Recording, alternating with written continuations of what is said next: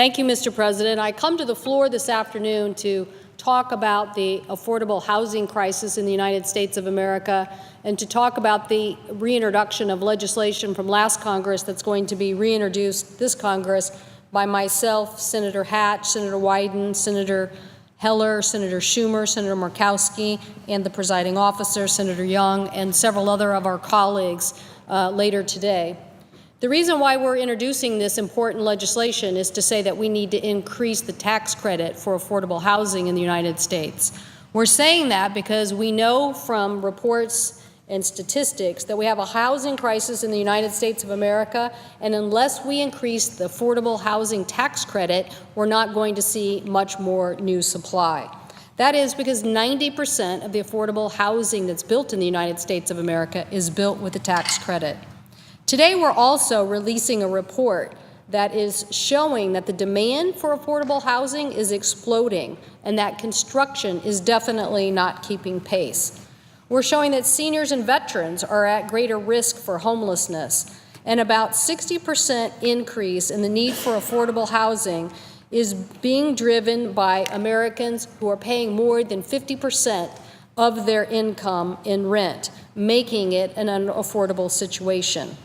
So we're introducing this important legislation that we hope will build 400,000 additional affordable housing units across the United States and also help create additional jobs.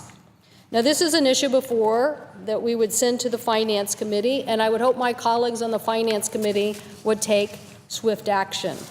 I say that because the report found three key factors. One, an increase of 9 million renters since 2005. That is a huge increase since 2005. How did we get there? Well, over 7 million Americans lost their homes in the economic crisis due to foreclosure. And as a result, homeownership rates are at their lowest levels since the mid-1960s. And over the last 10 years, we've seen the largest gain in the number of renters in any 10-year period of time on record. That's right, we increased the number of renters in this last 10-year period of time than anything else that's been on the books. It kind of makes sense if you think about it. If the economic crisis caused you to downsize and you were in a home and you could no longer afford it, you put pressure on the rental market. For those already in the rental market, it pushed many of them out of market-based rates into solutions that were less affordable. And as we all know, in major cities and urban areas across our country, it caused an actual homelessness crisis as well, as many people no longer could even afford basic rent. So the affordable housing crisis is exploding all over the country, and we face pressures from all sides. Demand for rental housing has increased by 21%, but we are building units at the lowest rate since 1970. So it doesn't take more than basic economics to see that with demand so high and supply so low, we need to do something if we're going to make a dent in this problem. If we do not increase the low-income housing tax credit, then by the year 2025, we're going to have 15 million Americans who are spending more than half of their income on rent. And this is truly unacceptable. So what our report shows is that in the last decade, the total number of Americans facing this extreme housing problem, that is, paying more than half of their income in rent, ballooned, a 60% increase. And that put a lot of pressure on many of our states. For my home state, the affordability crisis is actually getting worse than the national average. Since 2000, median rents rose by 7.6%, 2.5% higher than the rest of the country. As I said, all of those people coming from the foreclosure market into the renting market, on average, about 3.5% increase in rents across the United States. In our state, 7.6. In addition, there are 16% fewer rental homes available in Washington state compared to the U.S. average. So overall, 400,000 Washingtonians are paying more than half of their monthly income in rent. So we saw these numbers, and we saw specifically how seniors and veterans and homelessness are also driving the increase in demand.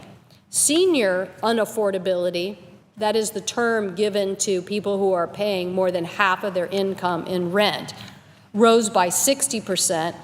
And the veteran unaffordability, that is the number of veterans. If you take the number of senior, older veterans returning and being part of the housing market, we saw an increase of over 500,000 veterans needing affordable housing.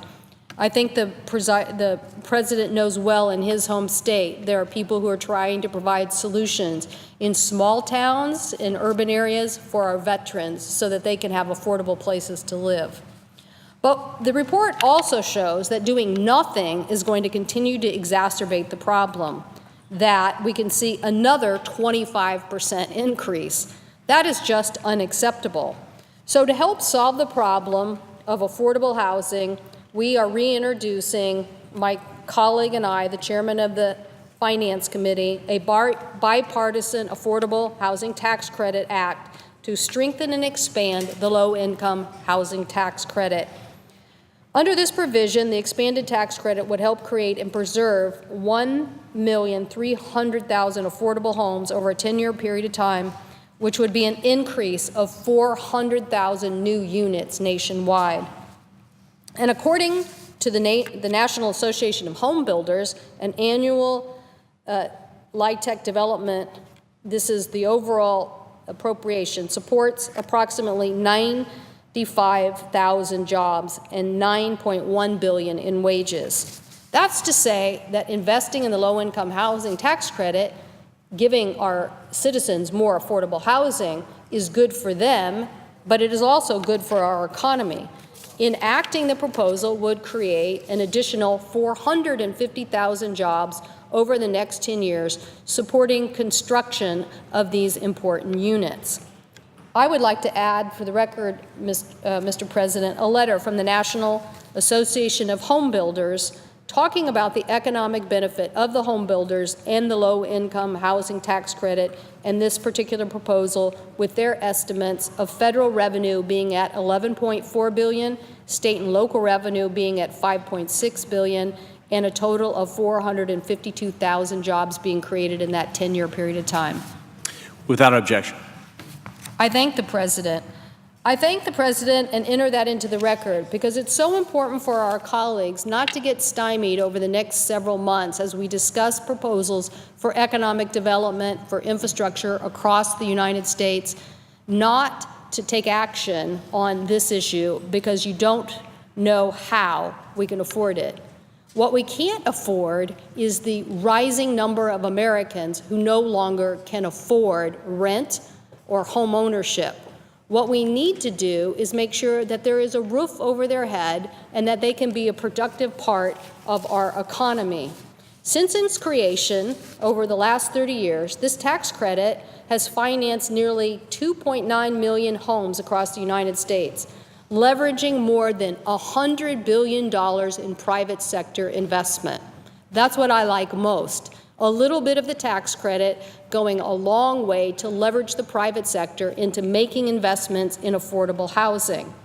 Between 1986 and 2013, more than 13 million people have lived in homes that have been financed by this tax credit. So I hope my colleagues will take a look at this legislation that we're introducing today and help us support it. The crisis is real across America. Our report shows the crisis is only going to be exacerbated because of demographics and demand, that the best way out of this problem is for us to make an investment that only we can make. 90% of the affordable homes are built with the tax credit. Without increasing the tax credit 50%, we are just writing our own statistics for a very, very dire situation across the United States of America. I see communities in my state that look and reflect pictures that I have seen from the Great Depression. I know the recession hit us hard, But we have to climb out of this homelessness problem by making an investment in the affordable tax credit. It's a bipartisan success. I hope we can make its expansion a bipartisan solution we all can get behind. I thank the President, and I yield the floor.